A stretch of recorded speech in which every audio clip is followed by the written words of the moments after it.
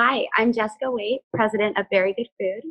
Our podcast, Growing a Food Movement, is a forum for discussion about building a more resilient food system. The COVID pandemic has emphasized the need for this resilience and has challenged many of us with the opportunity to create new systems and strategies. We have also seen an outpouring of support for our local businesses and our local heroes.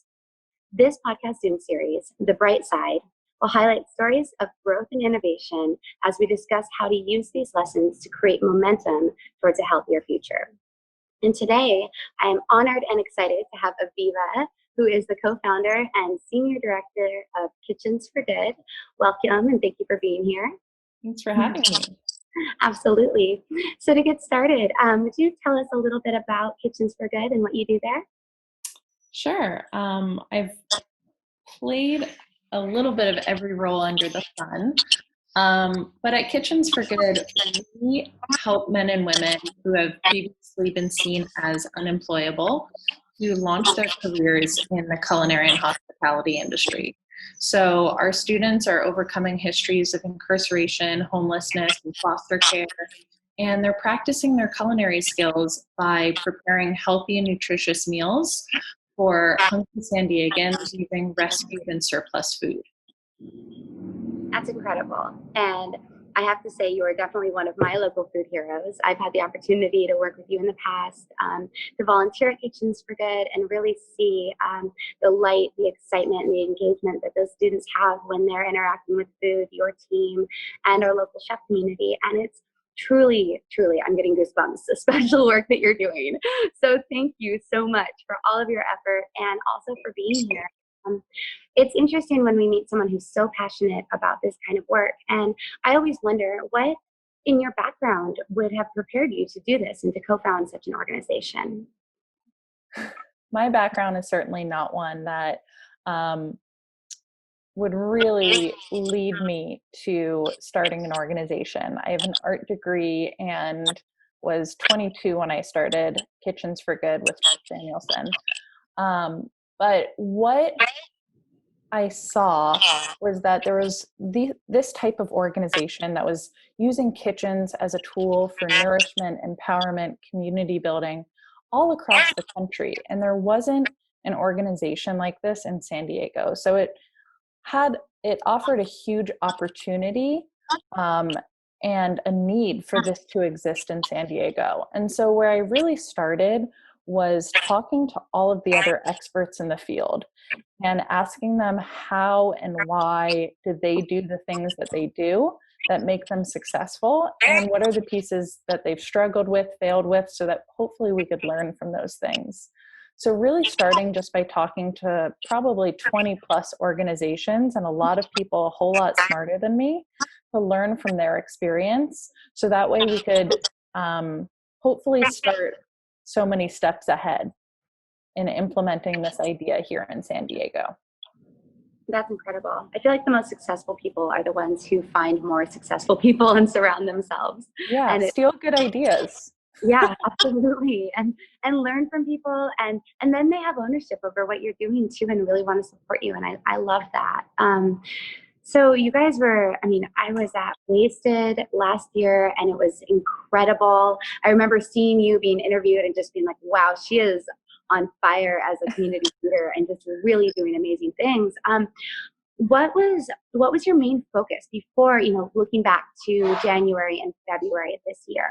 What were you really focused on, and what areas of growth were you looking towards? Yeah.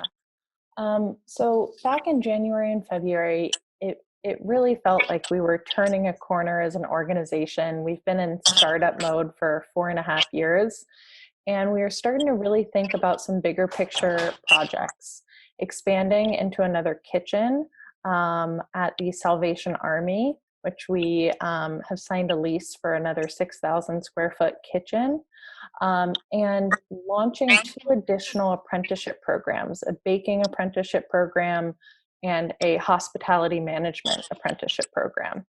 And when the pandemic hit, it certainly forced us to really, I think there's that period of time where you switch from long-term thinking to just immediate response.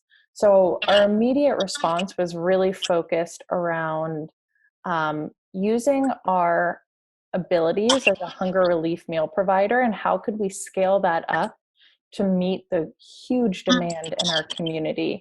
So over the last 2-3 months, we've scaled up our meal production from about 2,000 meals a week back in February to now producing upwards of 15,000 meals a week that we're distributing to the community. And we also tried to pivot really quickly to provide distribution directly out of our kitchen, which is located in southeastern San Diego, an area of very high poverty and food insecurity. And at the time, there weren't a lot of other meal distribution sites. So yeah, and I think we're now getting to this point where we can start thinking again about the kitchens and the apprenticeship programs and start thinking long term again. That's incredible. I mean, to see groups like yours pivot in that way, and I don't know about you, but I feel like the word pivot has been used so many times in the last couple of months. But it's heartening to see how many organizations were able to kind of take what they were doing and refocus in a way that really was innovative and helpful in so many ways. And I know right now we have so many conversations going on about inequity, in our society and also in our food system. And like you were saying, the opportunity to provide our food to people in areas where they were really coming up short. What were you seeing as far as kind of the disparity in who had access to what and how that impacted their health? Mm-hmm. I think that this pandemic has really highlighted a really broken economic system that we have, where those who were getting by very, very thin margins before, with missing one paycheck, were having to make really tough decisions of whether to feed their kids or to pay their rent. And so we are seeing a lot of folks who have never had to enter into a food donation line before, who are now having to come to receive our services. And there's a lot of challenge and kind of and pride involved in accepting those services, but a lot of gratitude from the community. And I think that's what we've seen, is that a lot of, we're among so many who have stepped up to feed and support their neighbor. That's incredible. I think it has been on all of our minds, the fact that there's so many people who are struggling, and it's scary when all of a sudden you realize that you don't have the support you thought you did, or everything you thought you knew about your life could drastically change. And I think as individuals and a lot of us have been faced with that feeling of how do we give, how do we support, how do we give what we need for our others what they need while still having what we need. Was there any point in your kind of evolution along this path, January, February, March, as we moved throughout the pandemic, did you have personal fears about how you were going to be able to move forward with your organization, how you were going to be able to support it? Yeah, absolutely. Prior to this pandemic, a key part of our model was as a social enterprise. We operated a very robust catering and events enterprise, operating more than 450 events a year. And it generated about 50% of our operating budget. And our catering enterprise that we've spent 5 years building has essentially vanished entirely. And in all reality, we do not expect it to come back in the next year, just knowing the gathering restrictions. So that was certainly really challenging to see, really challenging to have to rethink our organization structure, our model, when half of our earned revenue disappeared. I think we're really committed to social enterprise and its opportunity to generate our own revenue and employ our students. And I think, though, we want to take the next year to really reevaluate what kind of enterprise should we relaunch, if not catering. Is it contract meal services? Is it a grab and go restaurant? Is it to go catering? Who knows? But I think understanding that the most immediate need in our community is the hunger relief and supporting our students and alumni, so many of whom have been laid off. And then kind of taking our time to really think about how can an enterprise best serve us and best serve the community. That's beautiful. That one of the things that always impresses me about you is your intentionality, and that sounds like that is being reflected in your business practices as you take a moment and really pause. Because I think we're all in this position where something so catastrophic happened to our businesses and to our personal lives, and we had this instinct to just kind of react, and being able to step back and pause and look at what's going to be best moving forward, what's most prudent, even if it takes a little bit longer to accomplish, is really a huge benefit to your company. So as you started to move forward and restructure a little bit in the direction of providing these meals, were there any really, solutions that you found that you're excited about in a way that you might be able to carry forward with those, as maybe you wouldn't have found if it hadn't happened this way? Yeah, I think that just with our meal production, we have learned so much about mass meal production. I think this may have been core to our model before, but it's all the more true right now, is that our apprentices are preparing these meals, and these are men and women who have really been cast aside by society, by the criminal justice system, homelessness, and deemed as unworthy in so many ways. And they are now becoming the community's heroes and feeding their community members. And I think there's something really beautiful in that, of these sort of most unlikely heroes that our students are really becoming. And so that's just been a beautiful piece that has always been part of our organization model, but really highlighted during this time. I think some other pieces that we've developed, I think, we're all learning how sometimes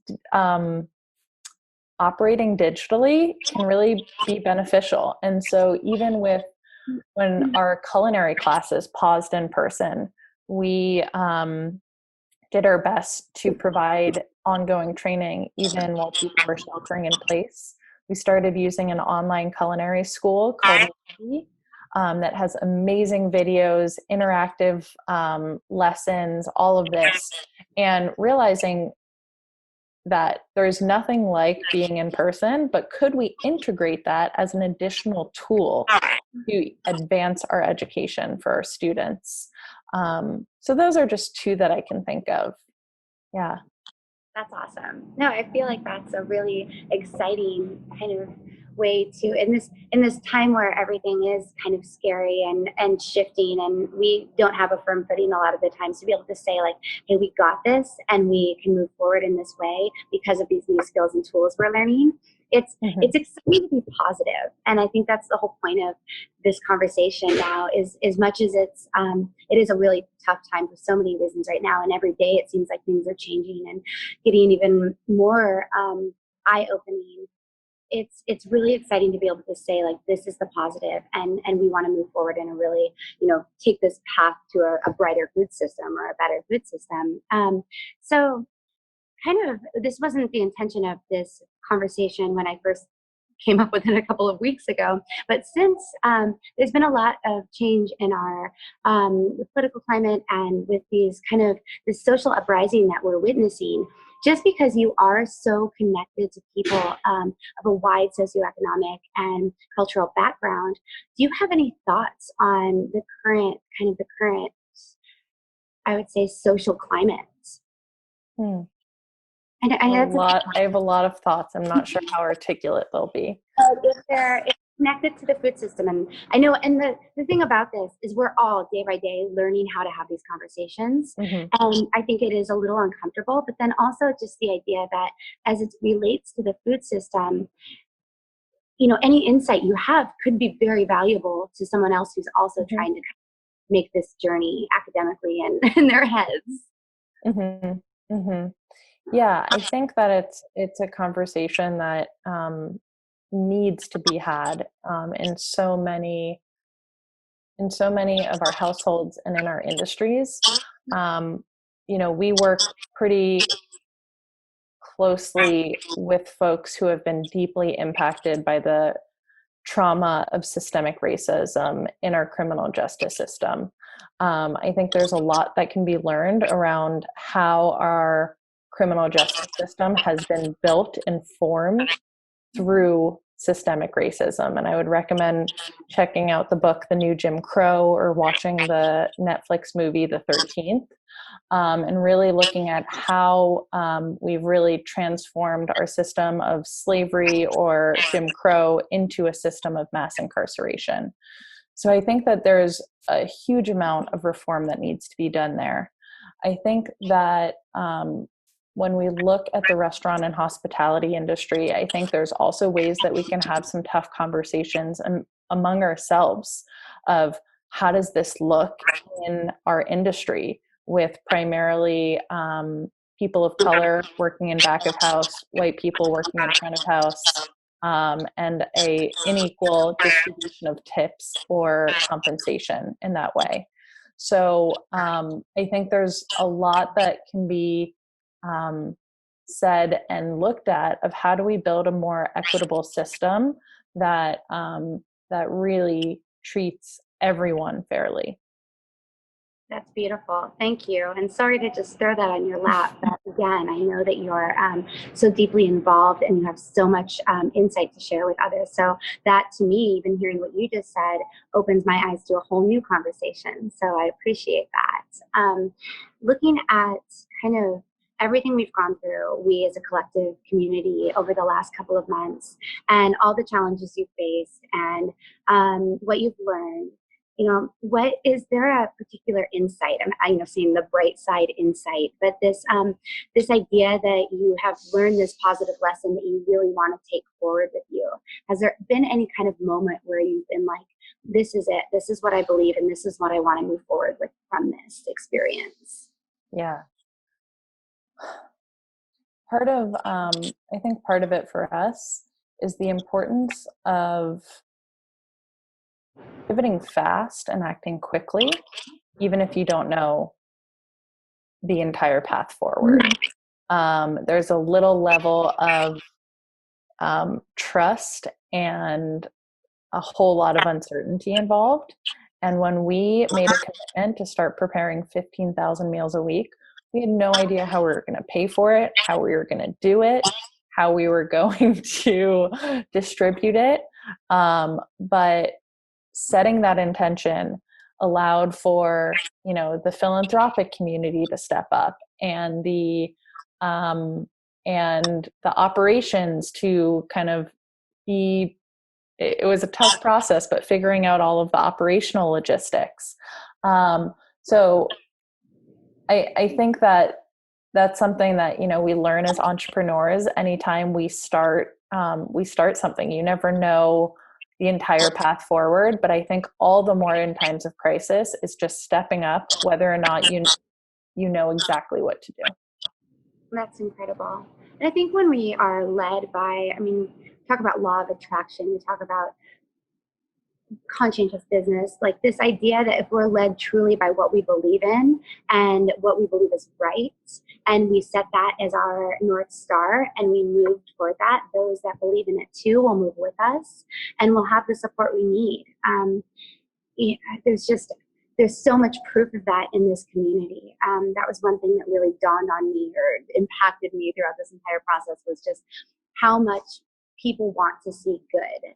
And of course, I'm thinking of your name, Kitchens for Good. So you're there. You're doing exactly what people want to see, by creating a balance and kind of leveling some of that disparity and making sure people have the good, high quality food that's going to keep them strong and healthy, and that's going to stand up for them, because there's a lot of people in our community that need to be stood up for, especially in times like this when there's a natural I don't want to say natural, but there's a pre-existing or currently existing disparity. And how do we look at that, and how do we make sure that we restore balance in an equitable? And I Yeah. just think really, How do we not rebuild it exactly as it was, but rebuild it better? exactly. And I think that's the whole point of this is how do we create a pathway to a more equitable food system? And we're already doing the work at Kitchens for Good. What you guys are accomplishing there is just mind-blowingly exciting in the sense that, I mean, I remember going to Seattle a while back and going to Fair Start and having an experience there. And being so impressed by the fact that there's so many people with so much good to give, and maybe they went down the wrong path once in their life, and that should not define them. So giving them another chance and giving them the opportunity to get an education that's going to empower them to go back to their communities and really right some of the wrong through food. That's so exciting. Yeah. So is there anything else that you feel that you want to share about your excitement for the future, or anything? Yeah, I'm also excited to see people getting in their kitchens and connecting to food on a deeper personal level. I think that's been something really fun. We've started these virtual cooking classes that we do every 2 weeks. We'll have to get you or David to join in on one. And I've just been amazed by how engaged people are, and we've been doing it. We've done like more than 6 of them at this point, and people are still hungry for more.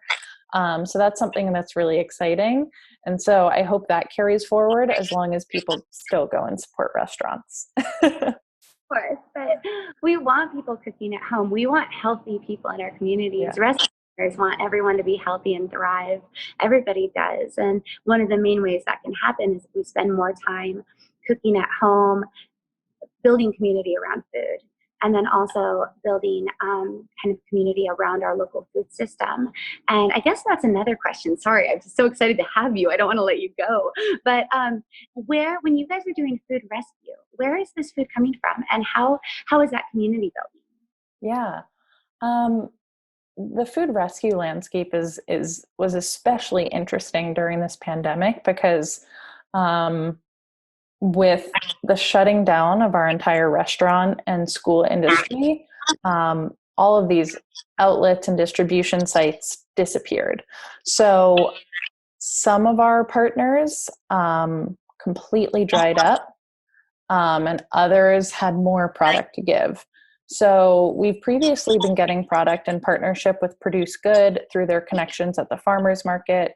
We get product from Specialty Produce, from Cisco, and we are going to really need to identify some additional food sources as we start seeing restaurants come back online. Hopefully that kind of creates more of an outlet, but we're open to new food sources as we continue to sustain this high level of production. Good. Well, that's good to know for anybody out there listening who has access to food that might otherwise not be saved. Because we know we don't want food going in landfills. We all know that point. So, and I'd much rather see it going on a plate. I'm sure we all would. So I guess if anyone wants to support you, your work, learn more about Kitchens for Good, what are the best ways for them to do this? Sure. Well, one big piece is that we have been using an army of volunteers to prepare all of these meals.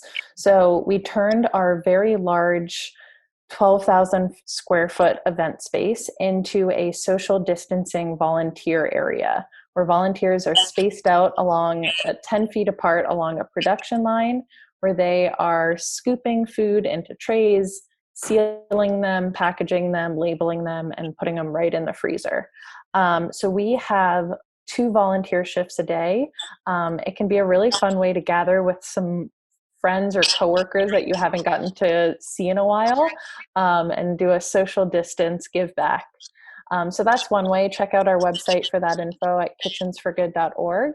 And then also, of course, you can donate to support our work. It goes a long way in helping us support our students to get back into the industry, launch careers, and to prepare meals for hungry San Diegans. Awesome. Thank you so much. Thanks, Jessica. Just a quick note on our Very Good Food mission. Very Good Food works to support a local and regenerative food system in San Diego and Northern Baja. We empower our community by building bridges between farmers, chefs, scientists, and citizens to challenge the industrial food system while advocating for access to healthy food for all. If you would like to learn more about our work and our mission, please visit us at verygoodfood.org. And thank you, Aviva, so much for joining us today.